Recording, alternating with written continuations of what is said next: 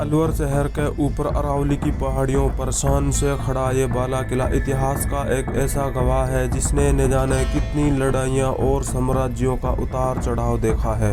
हजारों साल पुराना ये किला अपनी हर एक दीवार में अद्भुत वीरता, संघर्ष और ऐतिहासिक गौरव की गहरी कहानियों को दबाए हुए बैठा है।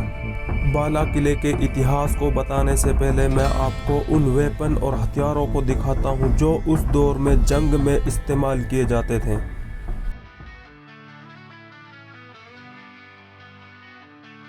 हसन खान वो शेर था मेवात की शान, रण में गरजा जो बना अमर पहचान। धरती का वो लाल शौर्य की मिसाल, मारे कर भी जिंदा है हर दिल में सवाल।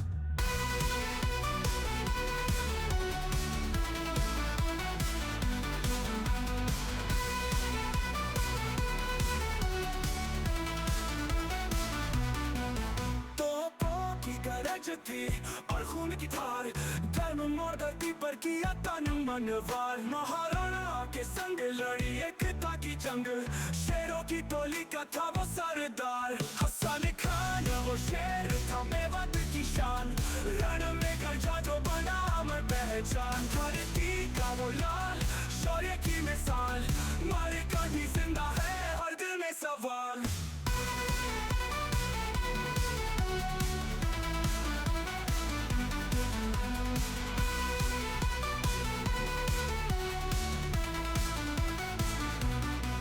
खानवा की धरती ने देखा था नजारा, हस खान का साहस चला दीप दोबारा। धर्म वीरता दीप जलाया, युगों युगों तक गूंजा जो नारा। हसन खान वो शेर था मेवात की शान, रण में गरजा जो बना अमर पहचान। धरती का वो लाल शौर्य की मिसाल, मारे कर भी जिंदा है हर दिल में सवाल।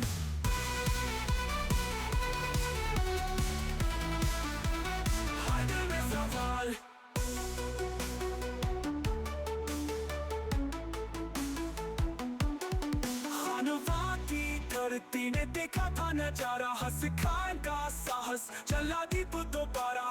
धर्म वीरता का दीप जलाया, युगों युगों तक गूंजा जो नारा।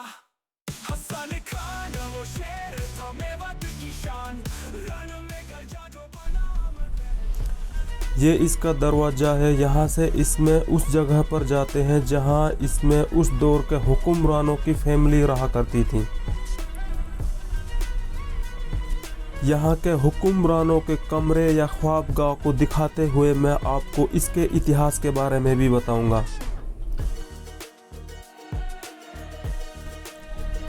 सदियों पहले इस पर मुगल, जाट, मराठा और राजपूत शासकों का कब्जा रहा है। इसके निर्माण की बात करें तो ये किला 1156 या इससे पहले ये एक हल्की सी रहने वाली और कुछ सैनिकों को रखने के लिए एक जगह बनाई गई थी। निकुंभ नाम की कौम के लोगों ने इसको एक विशाल किले में तब्दील कर दिया। बाला किला जिसे निकुंभ नाम की एक कौम ने बनवाया था, यह किला राजा शहीद हसन खान मेवाती के दौर में की गई मरम्मत का भी गवाह है, जिन्होंने इस किले को फिर से मजबूती से खड़ा किया और इसकी ऐतिहासिक महानता को भी बनाए रखा।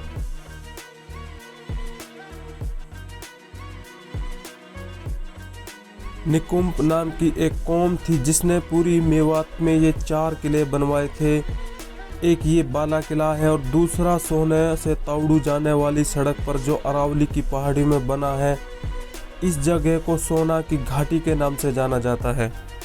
तीसरा किला जो तावड़ू के अंदर पुराने बाजार में मौजूद है। तावड़ू के इस किले को अब चौकी के रूप में इस्तेमाल किया जा रहा है।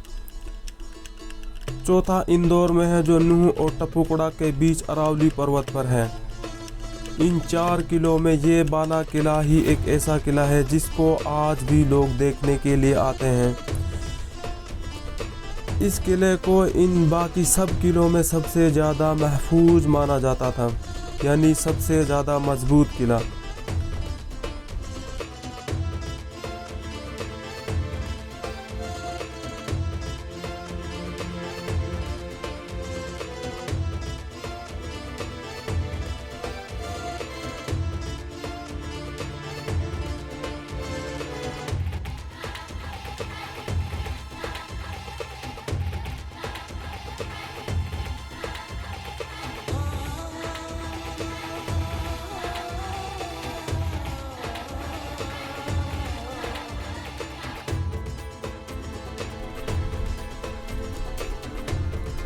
सन 1527 में खानवा की जंग में राजा शहीद हसन खां मेवाती मारा गया और ये किला बाबर के कब्जे में आ गया।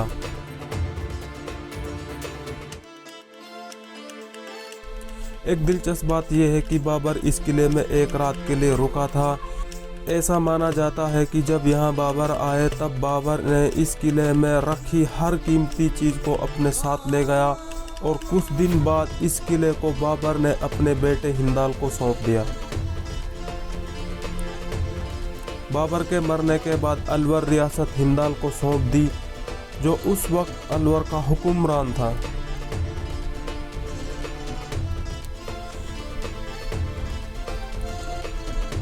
इसके बाद भरतपुर के राजा सूरजमल ने भी इस किले पर कब्जा कर लिया और यह भी कहा जाता है कि सूरजमल ने भी इस किले की मरम्मत कराई थी। 1832 में अलवर के महाराजा प्रताप सिंह ने इस किले पर कब्जा कर लिया और इसे एक बार फिर से अपनी शक्ति का प्रतीक बना लिया। ऐसे ही इस किले पर कभी किसी का कब्जा और कभी किसी का कब्जा रहा था।